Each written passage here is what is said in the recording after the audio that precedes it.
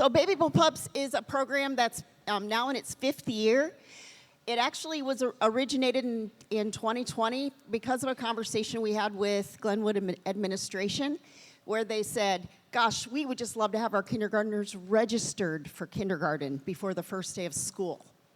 And so we said, well, gosh, we think we can help with that. And so we went around the neighborhood and we just tried to find kindergartners and get them registered for school. That was our first objective. In 2020, we started to just have just really 5 different Fridays with a handful of kids that were going to be going into kindergarten, brought them into Potter's Wheel, had a volunteer preschool teacher who just kind of helped those kids learn some soft skills, how to open their milk before, when they're at lunch, how to stand in a line, some of those basics. So fast forward to now in our 5th year, having this program where we've now collected some data, and Stephanie is going to talk to you all about that. And then at the end, I'm going to come back and just talk about some of the things we've learned through this process about getting kids ready for kindergarten. Okay, good? Okay. Yep. Okay, so we have Baby Bullpups Bootcamp in June every year. It runs concurrently to Glenwood Summer School, so the kindergartners come the same time their older siblings do. We have a teacher from Glenwood, an actual kindergarten teacher, teaches the class, and we have a couple of other Glenwood staff members. We have a special education teacher, and we have a social worker. Our Youth First social worker also comes to Baby Bullpups Bootcamp and works. And then we have a whole bunch of volunteers, and we have most of our staff members come at least a day or two, and then several volunteers. So we have a lot of adults in the room to help facilitate, anything that might come up. So, so this year, we had the preparation for Baby Bullpups Bootcamp starts in early spring with identifying eligible kids.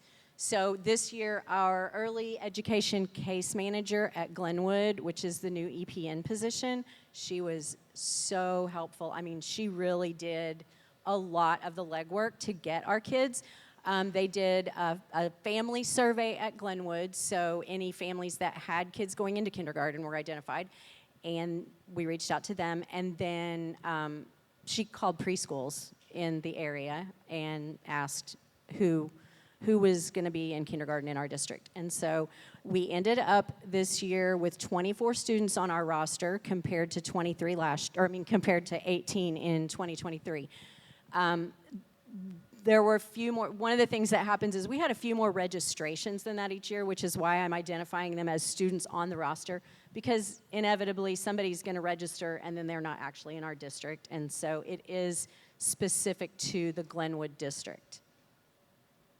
So this year, we blew attendance out of the water compared to 2023. So our average attendance increased by 10%. We had 7 out of our 24 kids who had perfect attendance. They were there every single day. And there were actually a couple more that I didn't count in that number because they started late. So technically they weren't there every single day, but from the day that they started, they were there every single day. So that would increase that number a little bit. Every single one of our kids was there more than half of the days. So some kids went on vacation and missed a whole week, but that was the only week they missed. And so they were all there more than half the time.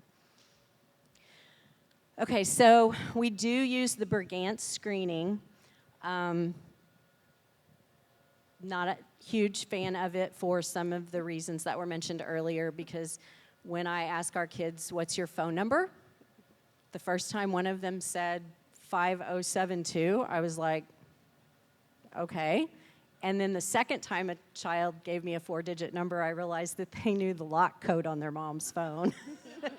So I was like, okay, this question is really irrelevant in this day and age. So, but anyway, there are a lot of pieces to it that do, let us see alphabet at the beginning, what do they know, and alphabet at the end. What do they know? How far can they count? Can they count objects? Some things like that. So there are some useful things on it. Lock code on your mom's phone, not necessarily one of them. So we had 22 kids this year who completed the beginning screening. We screen at the beginning and at the end. We had 22 kids who we screened both. And that's significant because sometimes, like, we've had children identified as special needs and they didn't finish the program for reasons, beyond our control. Other reasons that students weren't assessed at beginning and end. So out of 24 students, we had 22 that we were able to assess at the beginning and at the end. 82%, 18 of those 24 increased their scores. 3 of those increased by more than 50%.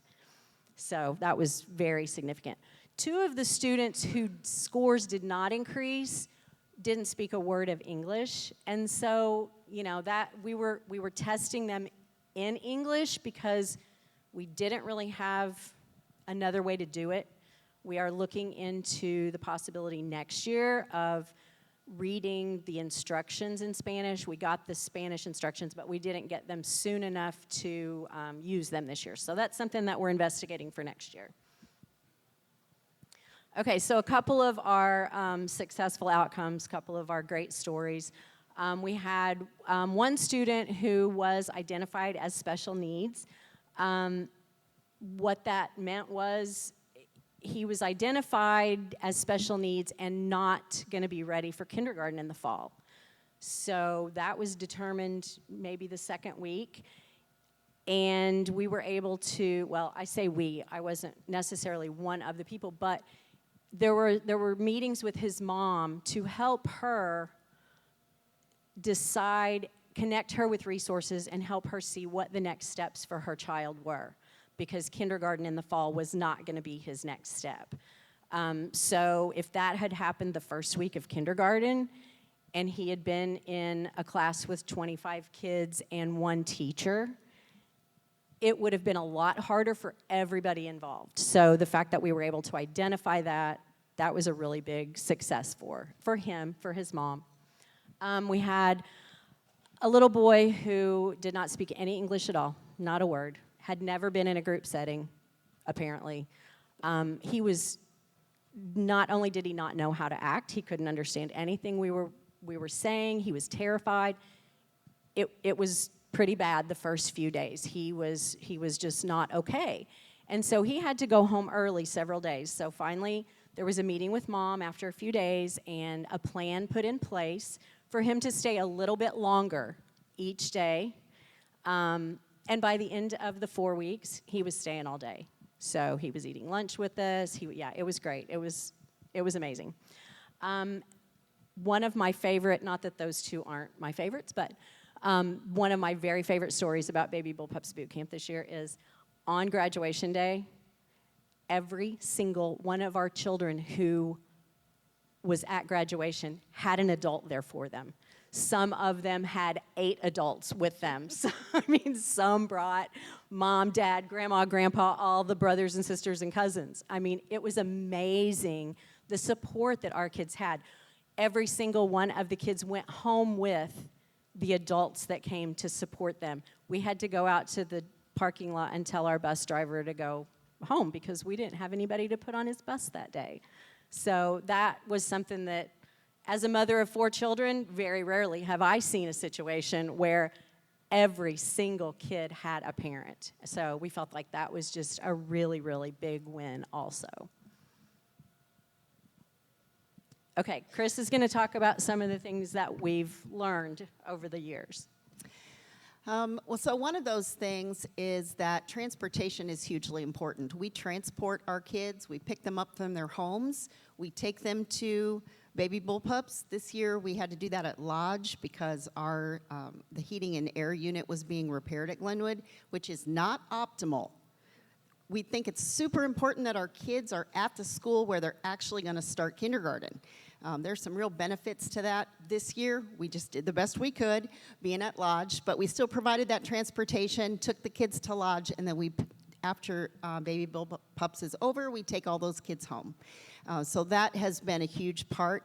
it really does help with attendance to get those kids on our transportation.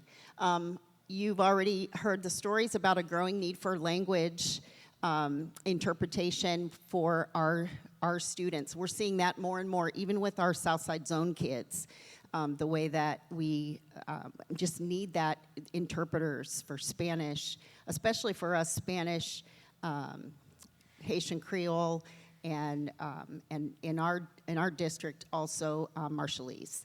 So we're working on that. I think that's going to be one of our bigger issues. I was just in a meeting and I heard Trinisha Brooks say that the average last year was a less than 3% district-wide of foreign language students, and this year we're up over 7% as a district. That's a huge increase. So, and we know we're seeing that at Glenwood. It's probably around 30% is what the estimate was. Okay, social skills, really super important. We know that that's true from research. We know that it's true. We see it every single day, that until kids are able to be calm and feel safe in their learning environment, it's going to be really tough for them to absorb those academic milestones. The parent-school relationship, this is kind of one of those byproducts of this program that I don't know if we just didn't maybe see the value that it was going to produce for our parents to feel comfortable at school and with the teachers. It really gives them a head start in all of those relational elements to the first day of kindergarten. So that's really, really been an important part that we've been able to see.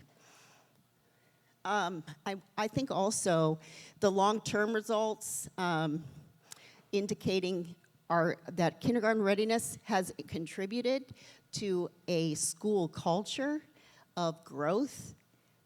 We've been able to see some longitudinal statistics that help us believe that as we continue this program and we have more kids ready to learn on the first day of kindergarten, it improves the entire school culture from the bottom up. And so we're really excited about how we're going to see that happen. This year we know that the baby bullpups that we had were about 55% of the current kindergarten classroom. So think about that. When you have more than half the kids who already know the teachers, already know the GLA way, you've got the majority of your kindergartners already knowing what's happening from the first day. So they hit the ground running and the real learning can begin. So that's Baby Bullpups in a nutshell. I don't know if there's any questions.